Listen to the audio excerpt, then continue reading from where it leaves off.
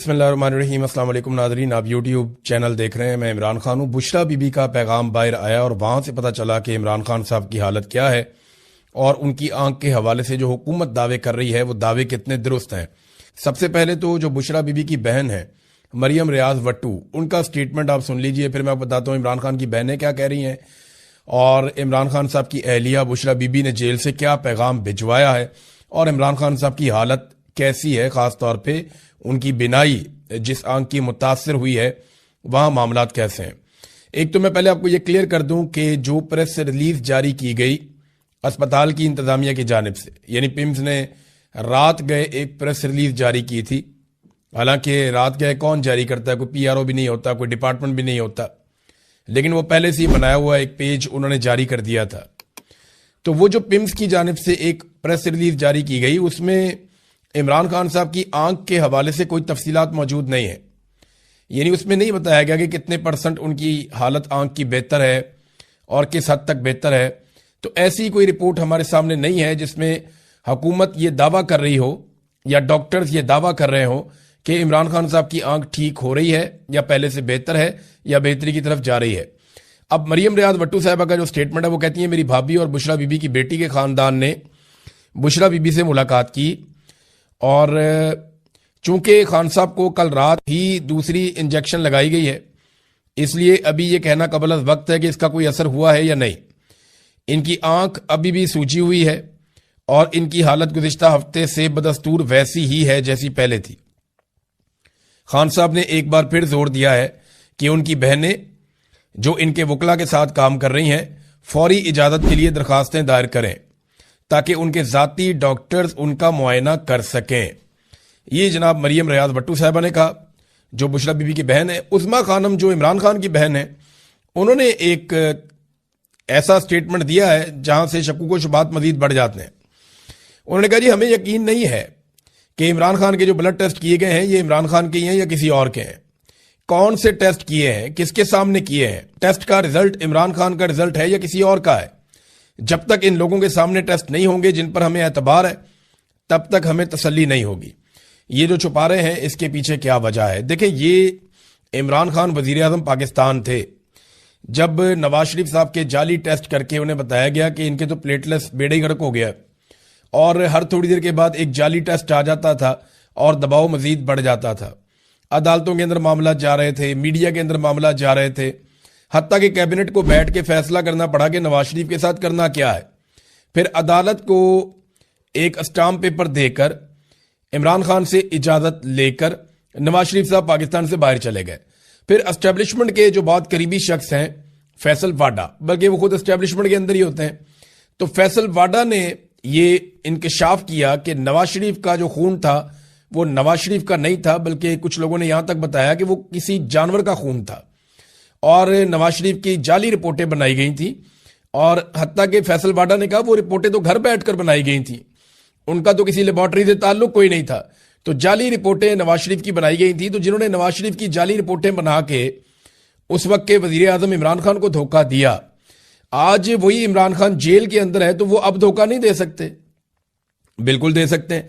जो वजीर आजम को चीट कर सकते हैं वो एक कैदी को चीट करने में उनको क्या प्रॉब्लम है, वो कर सकते हैं। अलीमा खानम का जो स्टेटमेंट है, क्योंकि अभी इमरान खान साहब की गैर मौजूदगी में अलीमा खानम ही फैमिली के मामलात को ऑलमोस्ट लीड करती हैं और उनका बयानिया जो है या उनका जो स्टेटमेंट है वो माना जाता है मुस्तरद। तो उन्होंने कहा जी इमरान खान ने पैगाम दिया कि उन्हें नजर नहीं आ रहा, मेरे डॉक्टरों को मुझ तक रसाई दी जाए, ये है जी सिंपल बात। फिर उन्होंने कहा जी कि इमरान खान से आज भी किसी की मुलाकात नहीं हुई।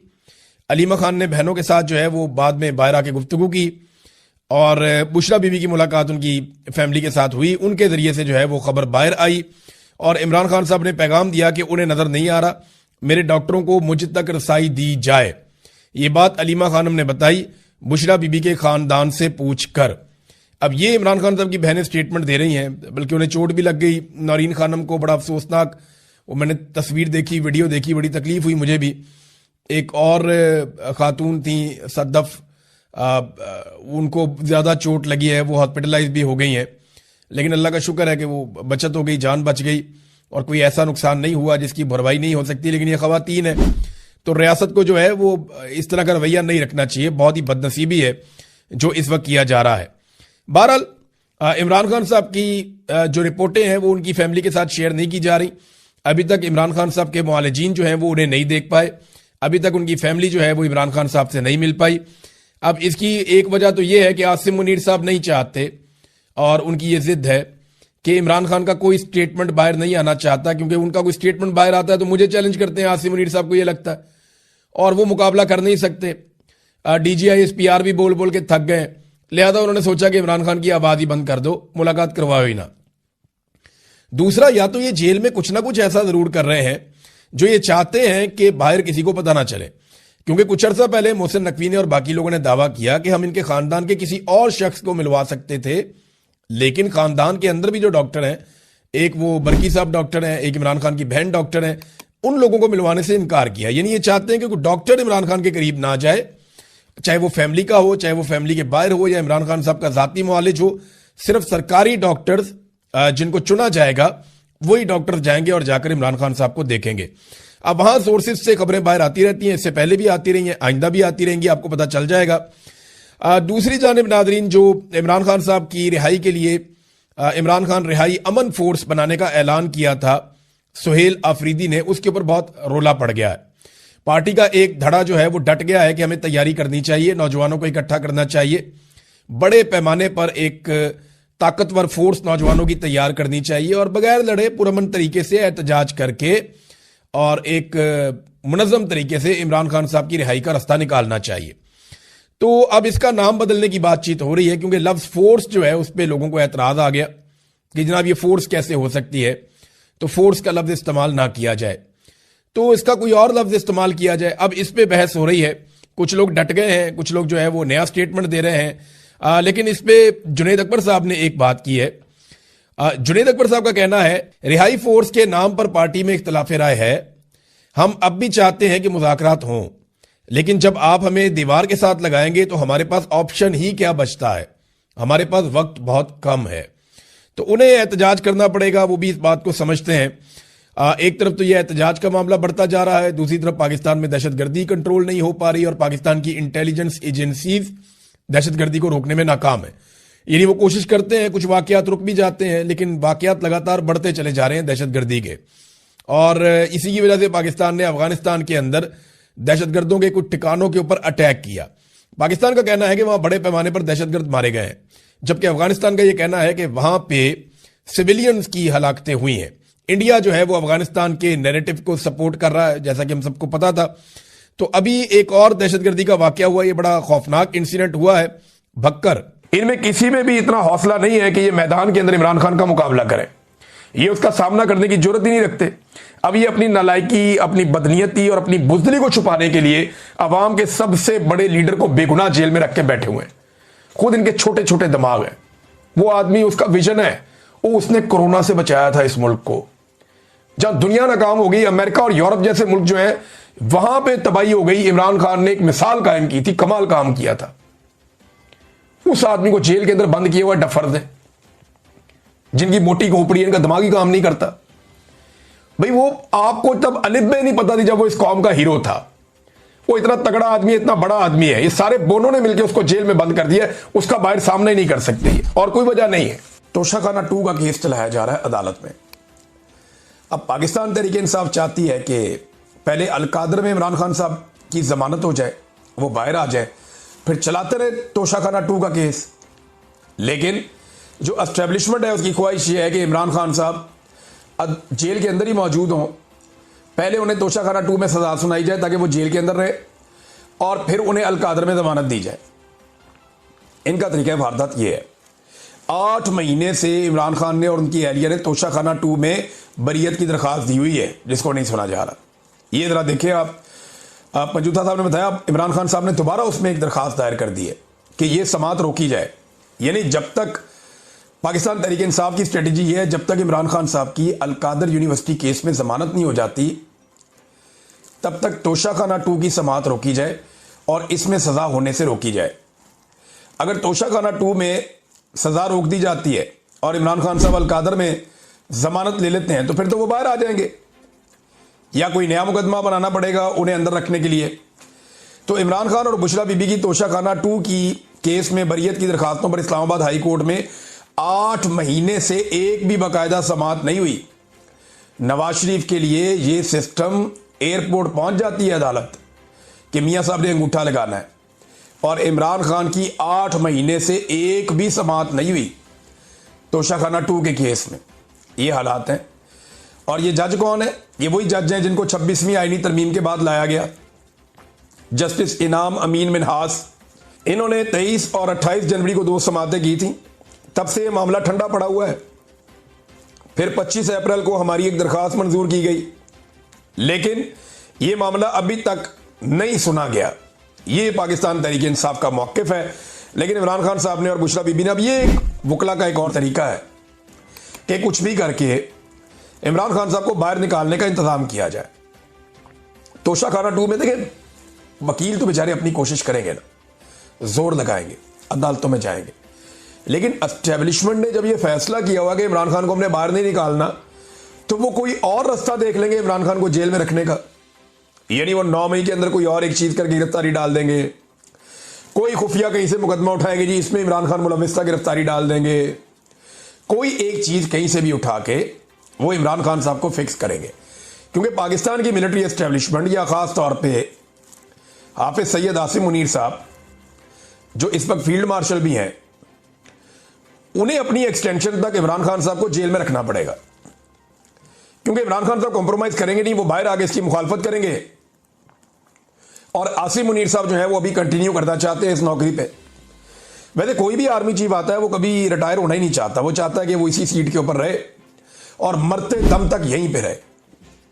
मुशर्रफ भी कहता था कि वर्दी मेरी खाल है, लेकिन वर्दी तो उतारनी पड़ी फिर, तो वर्दी तो एक दिन उतर जाती है। मुशर्रफ की भी उतर गई थी, बाकियों की भी उतर गई थी, तो वर्दी तो उतर ही जाती है, ये हमेशा रहती नहीं है। ईमान मजारी साहिबा ने इनका जो मामला है उस पर एक स्टेटमेंट दिया है, लेकिन उससे पहले जो जज साहब ने स्टेटमेंट दिया ये जरा आप देखें, क्योंकि मजम्मत आ रही है हर तरफ से। एक तो लाहौर हाई कोर्ट बार ने जस्टिस डोगर को नौकरी से फारिग करने का मुतालबा कर दिया। उन्होंने एक मजम्मती बयान जारी किया कि ईमान मजारी अपने क्लाइंट की नुमाइंदगी के लिए अदालत गई थी, ना कि चीफ जस्टिस का दीदार करने। चीफ जस्टिस का आमराना रवैया जजेस कोड ऑफ कंडक्ट का सरियन खिलाफ वर्जी है और ऐसे जजेस को अदालती कार्रवाई से दूर रखना चाहिए। लिहाजा सुप्रीम जुडिशल काउंसिल नोटिस ले और जस्टिस डोगर को ओहदे से फारिग करे। वैसे इनके खिलाफ सुप्रीम जुडिशल काउंसिल में केस या रेफरेंस बना के भेजना चाहिए। दूसरा, खवातीन ने इसकी बड़ी मुखालफत की है। ये कुछ खवातीन के स्टेटमेंट भी हैं। 41 खवातीन वकला ने इस्लामाबाद हाई कोर्ट के हवाले से एक दस्तखत करके एक मजम्मती बयान जारी किया है। खवातीन वकला की चीफ जस्टिस की जानिब से एडवोकेट ईमान मजारी के मुतालिक गुज़िश्ता रोज़ के रिमार्क्स की मजम्मत की है। ख़त में कहा कि खवातीन वकला की हैसियत से चीफ जस्टिस सरफराज डोगर ने ईमान मजारी मुतालिक रिमार्क्स की मजम्मत हम करती हैं। रिपोर्ट के मुताबिक चीफ जस्टिस ने ईमान मजारी को तौहीन अदालत कार्रवाई की धमकी दी। चीफ जस्टिस ने ईमान मजारी के शौहर को कहा कि इसे समझाएं। चीफ जस्टिस के रिमार्क्स जिनसी तफरीक, धमकी आमेज और एक जज की तरफ से नामुनासिब रवैया पर मबनी है। तो ये उन्होंने खवातीन ने भी इसकी मुखालफत की है। अब चीफ जस्टिस ने उसके बाद सफाई पेश की।